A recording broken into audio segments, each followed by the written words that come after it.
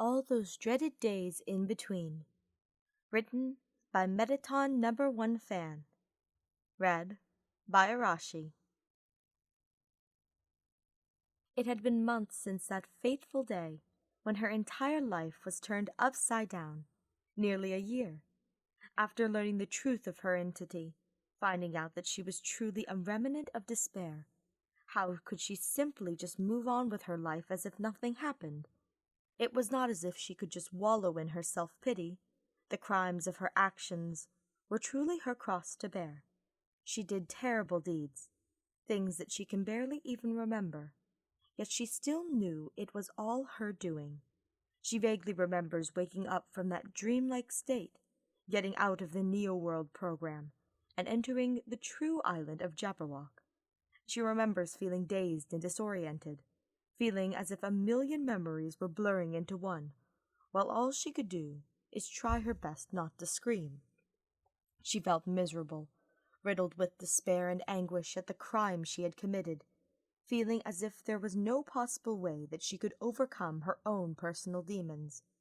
She was right back to where she started before entering the virtual world.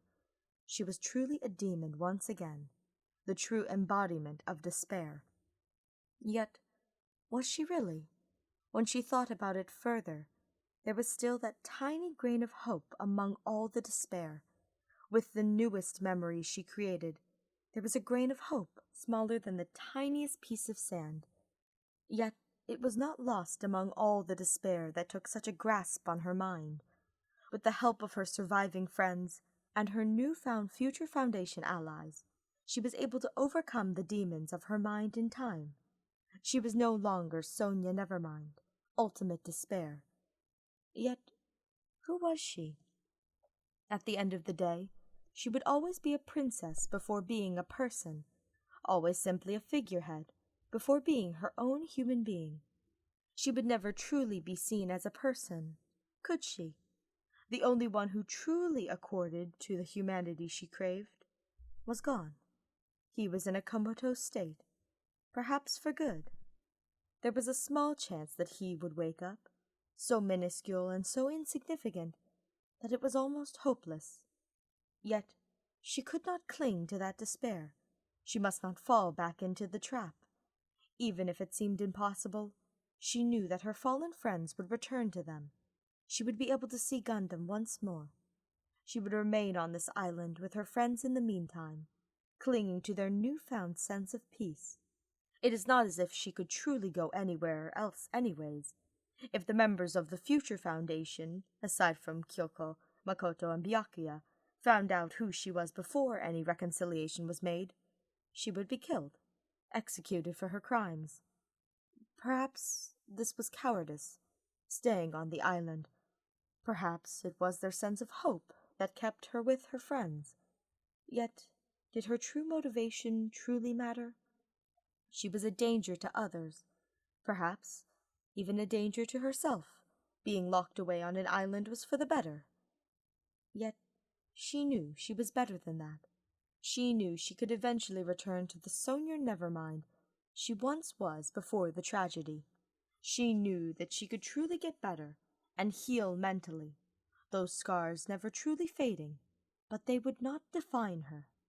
After all, her and her friends could find their own path, make their own future. They were not defined by any preconceived beliefs or notions. If remaining on this island and creating a future here was what brought them solace and comfort, then so be it. It was not as if she was entirely complicit in her crimes either.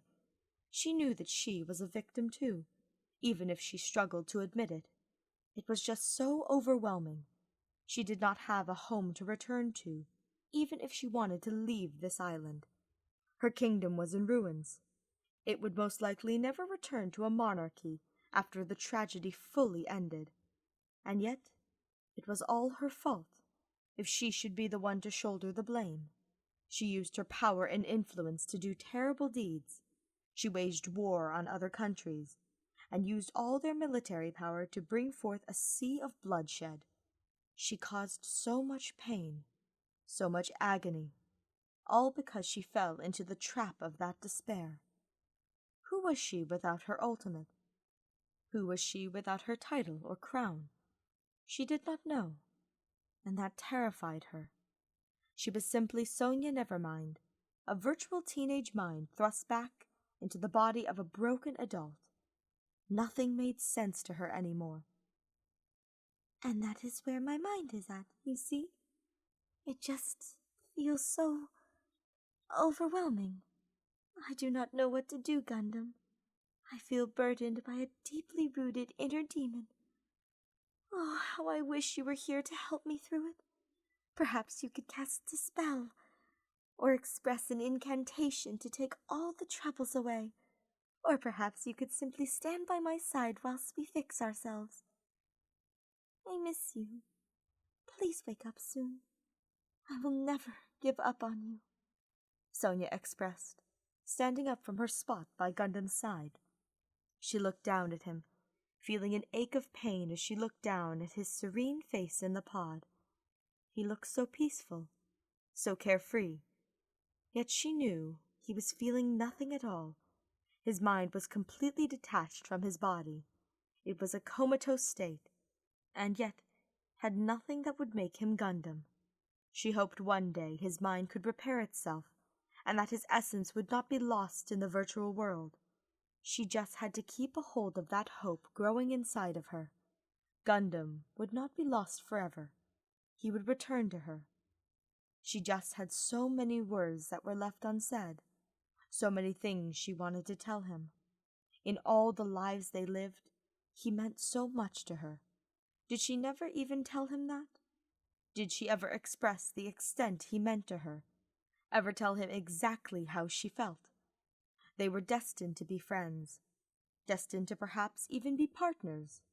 No matter what life they lived, they were close during their times at school. She could remember that.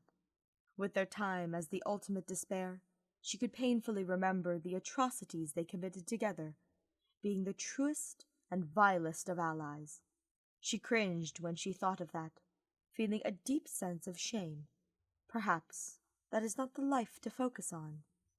Yet they were becoming fast friends in the virtual world, and perhaps it was quick. Yet she felt as if she could truly love him. He was just so kind, even if he refused to acknowledge it. She yearned for the chance to be his dark queen once more.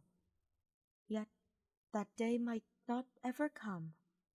She sighed, yet felt a smile creep onto her face as Champi cuddled against her neck, on his spot on her shoulder.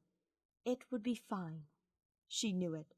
She just had to keep faith, and everything would be okay in the end. She was not alone. The 4 Dark Devas of Destruction were a testimony of the fact that Gundam's essence was not truly lost. He would never truly be left behind. As long as he had those clinging on to his memory, all would be well in the end. He would wake up. She was sure of it. And if he did not, then she would simply have to crawl her way to the deepest and darkest pits of hell and drag him out of there, even if he were kicking and screaming. She would never leave him behind. That was a promise she silently made as she made her way back to her cottage, feeling oddly at peace while she dozed off.